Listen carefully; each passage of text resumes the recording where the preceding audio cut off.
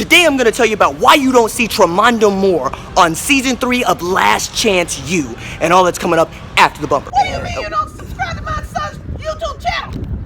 Mama, no! Just snap the damn ball, RJ. What's up, kinfolk? It's RJ Young. I'm back on the step mill. And today I'm going to tell you about why you don't see Tramonda Moore on season 3 of Last Chance U. Backstory. If you've never seen Last Chance U, you should go watch it because it is a great look into what junior college football is like. And it seems that executive producer and director Greg Whiteley has a penchant for showing the worst kind of junior college coaches. And in season 3, we get our first dose of Jason Brown. So every time Jason Brown says he's from Compton, shot. And every time Jason Brown calls his kid MF, shot. All I'm saying is that I do understand the man. He doesn't have any family. He hasn't seen his kid in 8 years. But if you call my kid MF, we fight. Now, as for Tramonda Moore, you'll know that I did a podcast with him. I wrote a story about him, and I made a video about him coming out of Independence Community College, where he was one of several highly regarded high school football recruits and or blue chip transfers. And Jason Brown gave his trademark spiel about what he thinks about Tramonda Moore in the Tulsa world. Now,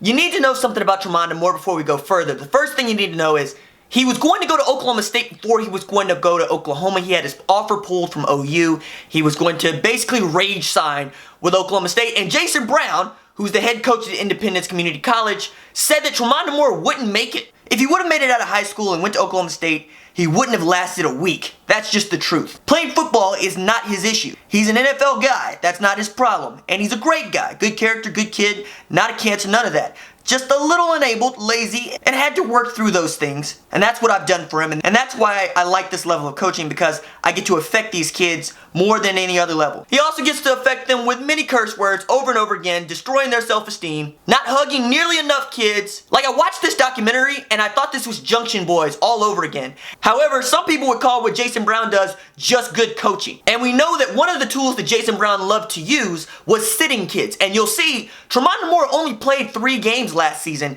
and 8 total while he was at Independence Community College. Now, whether that was because of injury or because Jason Brown just didn't like Tramonda Moore at that particular time and space, we don't know. But what we do know is that 6'6" and over 300 pounds, Tramonda Moore was one of the best high school football recruits in the country. And he told me in May, playing football was not his issue. Securing a good enough GPA and test scores were his issue. And he made that his goal while he was at Independence. I just wanted to fight hard in the classroom. I know I could perform on the field, just finish the classwork, get the classwork done.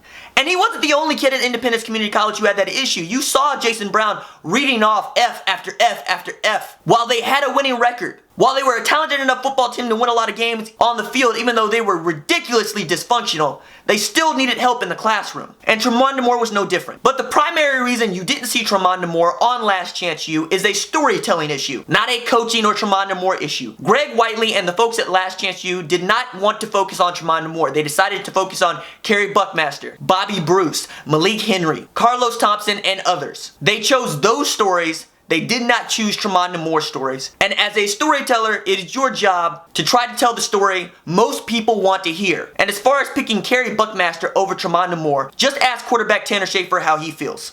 But here's the long and the short of it. Tramonda Moore made it out of Independence, Kansas, and onto Oklahoma's campus. And I, like you, am pulling for him. Alright, that's it for me. Deuces.